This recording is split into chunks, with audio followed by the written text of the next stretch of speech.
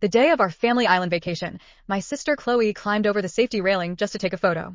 She slipped. In her panic, she dragged me into the ocean with her. The rescue guard was about to save me first, since I was closer to the shore, but Mom suddenly pulled a faded yellowed piece of paper from her wallet and threw it toward me. Maya, let Chloe get on the rescue boat first. This is our last wish. When I was 7, I didn't have money to buy birthday gifts for my parents, so I hand-drew 100 wish coupons.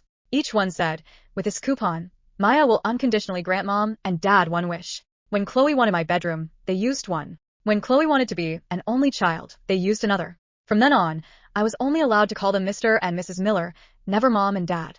Even the college tuition I saved from working part-time for 3 years was taken by them. They used the 99th coupon to pay for Chloe's intensive dance academy. Now this was the last one. I looked at the floating coupon on the water and suddenly stopped struggling.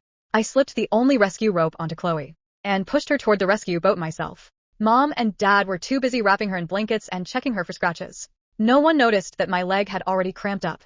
I couldn't even hold on to the floating board anymore. As the rescue boat sped toward the pier, Mom only had time to look back and yell, Maya, hang in there. We'll be right back.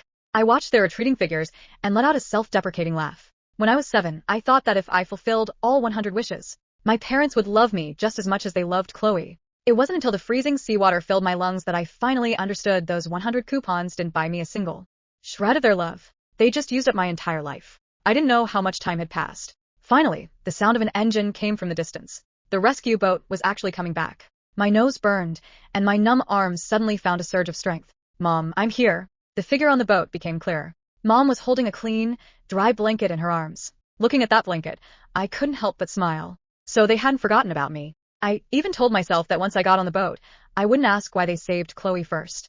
As long as Mom wrapped that blanket around me and gave me a hug, I would pretend nothing had ever happened. But halfway there, the rescue boat suddenly turned. Not far away, on a floating platform that had drifted from the broken pier, came a weak whimpering. It was Waffles. Waffles was Chloe's dog. His leash was tangled in the broken railing. The platform could flip over at any second. Chloe immediately stood up on the boat crying, as she grabbed the rescue guard's arm. Save Waffles first. He can't swim. He's been terrified of water since he was a puppy. He'll die if he falls in. The guard frowned and pointed toward me. There's still a person over there. The girl who fell in with you earlier, isn't she your sister? Chloe froze for a second. Then she shook her head. She's not my sister. She's just our housekeeper. Across the crashing waves, I stared at Mom and Dad. I waited for them to deny it, even if they just said, she is our daughter. But Mom avoided my eyes. Dad just urged impatiently, Maya knows how to swim. She has a floating board. She won't die anytime soon. The guard still hesitated. Is she really not your daughter? This time, Mom finally spoke. No, she's been with us for many years. She just helps around the house. Save the dog first. You can come back for her later. Those casual words drifted through the wind and pierced my ears. I suddenly remembered when Chloe was 12, she said her friends all envied only children. She wanted to be the only child too. So my parents used a wish coupon. From that day on, I was banned from calling them Mom and Dad. The first time I forgot and made a mistake, Mom's face went cold. We promised to grant Chloe's wish, she warned. Who are you calling Mom? Later, I learned to call them Thomas and Eleanor. Even when I was burning with a high fever and barely conscious, I never dared to call her Mom again. The coupon was only supposed to be valid for 1 year. But after that year passed, no one ever told me I could call them Mom and Dad again.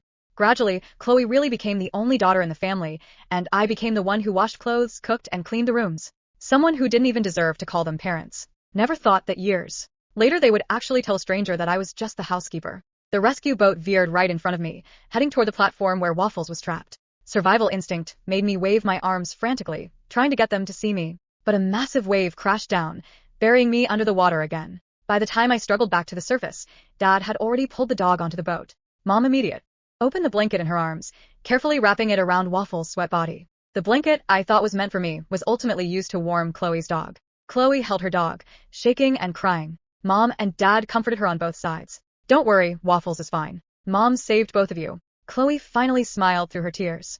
No one looked back at me. The guard wanted to steer back toward me, but a sudden gale warning blared over the radio. To keep the rescue boat from capsizing, he had to take the passengers and the dog back to the pier first. The sound of the engine faded away. My bleeding, cut hands could no longer hold on to anything. As the salt water covered my chin, I stopped crying out. They say before you die, you see the happiest moments of your life. Images indeed began to flash before my eyes. Back then, Chloe hadn't been born yet. No matter how busy Dad was, he would always show up at my preschool on time, so I could be the first kid picked up. Mom's phone wallpaper was always me. Her Instagram was filled with my pictures. every post bragging about how I was the best daughter in the world. At night, they would each hold one of my hands and say with a smile, "Maya is mom and dad's most precious little girl." When I was 7, I stayed up for nights to draw those 100 wish coupons. Mom received them. She held me close and kissed me over and over. Dad couldn't bear to use them. He tucked them carefully into his wallet. Our Maya is so good. How could we ever bear to ask you for anything? The 7-year-old me could never have guessed the people who would use these coupons to force me to give up everything time and time again would be them. The night Chloe was born, Dad stroked my hair and promised, "This doesn't mean you have less love. It means you have one more sister to love you." But every time Chloe cried, Mom's grip on me would loosen. In the beginning, they just asked me to let Chloe have the hugs. Then it was my birthdays, my toys, and their time. Eventually, even my parents became something I had to give up. During the summer break when I was 8, they took Chloe to an island resort for the first time. I ran to the door with red eyes. "I want to go, too." Mom was putting a sun hat on Chloe. She didn't even look up. "Your sister is fragile. Taking 2 kids is too exhausting. You stay at grandma's this time. We will definitely bring you next time." I stood on the balcony watching their car disappear at the intersection. That was the first time I was left behind, but it wasn't the last. Every time after that, they always had an excuse to choose Chloe over me. When I was 14, I had acute appendicitis. I was curled up on the floor in agony. When Mom picked up the phone, she was watching Chloe's dance competition. This is her first time on stage. She'll be terrified if she doesn't see us. "You're 14 now. If your stomach hurts, go to the hospital yourself. Stop trying to steal your sister's spotlight." I ended up fainting in front of the apartment lobby. A neighbor called the ambulance. By the time Mom and Dad arrived with Chloe and her trophy, my surgery was already over. Mom didn't ask if I was in pain. Instead, she complained to the nurse, "Maya always exaggerates. She loves making a big deal out of nothing just to get attention." Dad held Chloe's medal in front of my face. He trained for 6 months for this. As her sister, you should be happy for her. I had just gotten out of surgery and could barely sit up, but I forced myself to say congratulations. Only then were they satisfied. After that, I stopped asking them for help. I went to the hospital alone when I was sick. I walked home in the rain by myself. I stopped waiting for birthday cakes. But they just said, "Maya is much stronger than Chloe. We don't have to worry about her." They used their neglect to teach me independence and used that independence as an excuse to never choose me. So when Mom invited me on this trip 2 weeks ago, I was too excited to sleep. She said over the phone, "This time the whole family will be together. Not one of us can be missing." I took my annual leave and spent my entire bonus booking their flights. But when we got to the hotel, I found out the 2-bedroom suite only had rooms for them and Chloe. I had to sleep on a rollaway bed in the living room. I couldn't help but ask why they didn't just book another room. Dad's face darkened instantly. "We brought you on vacation, and you're already complaining." Mom sighed. "We're here to have fun as a family. Do you have to ruin everyone's mood over a room?" During those days, I woke up early to walk the dog, carry their bags, stand in lines, and take photos for them. When registering for the boat tour, the staff asked if I was family. Chloe laughed and said, "No, she's just our dog sitter." Mom and Dad stood right there. Neither of them corrected her. Chloe posted the photos I took on Instagram. A family vacation with waffles. Finally, in the photo, Dad was holding Mom and Chloe was holding the dog in the center. I wasn't in the frame, but I still gave it a quiet like. At least this time I got to see the same ocean with them. Before the accident, Chloe had climbed over the warning line of the viewing deck just to take a photo. I went to pull her back when a huge wave hit the rocks. She grabbed me tightly and dragged me down with her. But after she got to safety, they saved her first and then her dog. Where not one can be missing never actually included me. As my memories faded, my spirit drifted beside them. The rescue team asked one family member to stay behind to help with the search, but Dad said impatiently, "Maya can swim. Nothing will happen to her." Almost convinced I was just throwing a tantrum because they saved Chloe first. "Don't go looking for her," Mom said. "The more she'll use these tantrums to get her way." I touched my empty chest. My mouth opened, but no sound came out. I guess once you're dead, you don't feel that heart-wrenching pain anymore. That was a relief. At 1 a.m. Mom's phone suddenly buzzed with an alert. It was my smartwatch. After detecting a severe fall into water with no response, it had automatically sent an emergency location. She glanced at it and swiped to delete. Her watch is still sending locations. She's obviously fine. Just ignore her. But they didn't know that wasn't me calling for help. It was the watch's automated system sending out one final distress signal after a violent impact went unanswered. Next morning, the rescue team came to the hotel asking for a recent photo of me. Mom scrolled through her phone for a long time. There were thousands of photos of Chloe, but she couldn't find a single one of my face. In the end, Mom had to give them. My ID photo from 3 years ago. The officer couldn't help but ask, "You're her family, how do you not have a single recent photo of her?" Mom's face stiffened. "She has an awkward personality. She doesn't like taking photos with us." Chloe chimed in softly. "She always thinks we favor me. So, she purposely avoids the camera to make people think we exclude her." Floating next to them, I wanted to laugh. I was already dead. And yet even a reason why I wasn't in any photos had to be explained away by them. The officers pulled up the surveillance footage from the viewing deck to clip A. Photo of me before I fell. But the video clearly showed Chloe ignoring the warning signs and climbing over the railing when the wave hit. She was the one who grabbed my clothes and dragged me down. Chloe's face went pale instantly. You can't post that. If people see this, they'll say I killed her. Mom immediately shielded Chloe in her arms. Just use the ID photo to find her. Why do you have to ruin my daughter's life? Dad's face darkened too. Maya is just temporarily missing. Chloe still has to go to school, get a job, and get married. If you release this video, how is she supposed to live her life? Just then, Waffles started coughing. Chloe screamed and hugged the dog. Is there water in his lungs? Mom and Dad forgot all about the missing person poster. They grabbed the dog to rush to the vet. The officer stopped them. The person in the water hasn't been found. At least one family member needs to stay to assist. Dad pushed his hand away impatiently. Searching. Is your job what use is it if we stay? Maya can swim, and she has her smartwatch.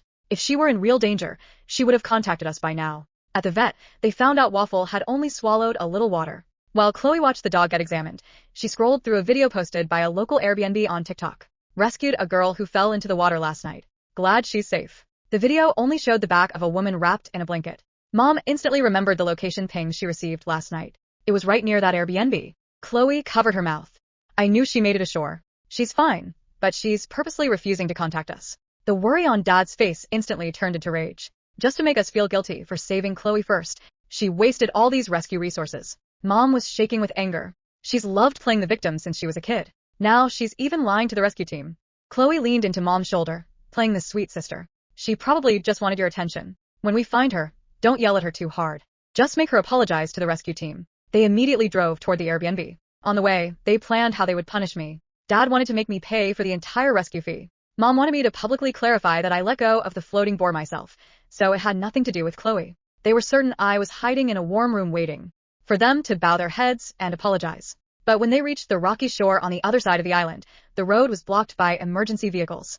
Several rescue workers were carrying a stretcher out from the rocks. It was covered with a white sheet. The rescue captain looked at the ID photo in his hand, then at Mom and Dad. Are you Maya's family? We just found the body of a young woman on the rocky shore on the other side of the island. We need you to come over and identify her.